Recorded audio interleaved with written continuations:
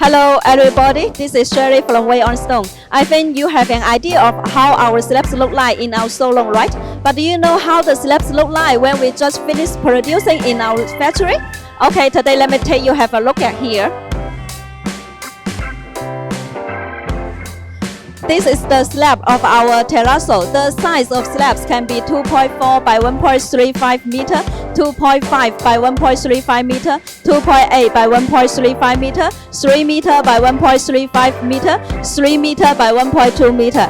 And the thickness can be 15, 18, 20 and 30 mm. And the most regular thickness is 20 mm. And the slabs can be cut into smaller size like 30 by 30, 30 by 60, 60 by 60 and 80 by 80 mm. Behind me is our core slabs. The slab size can be 3.2 meter by 1.6 meter, 3 meter by 1.4 meter, and the thickness can be 12, 15, 18, 20 and 30, of which 20 mm is the most regular thickness. And the slab size can be cut into smaller size like 30 by 30, 30 by 60, 60 by 60 and 80 by 80.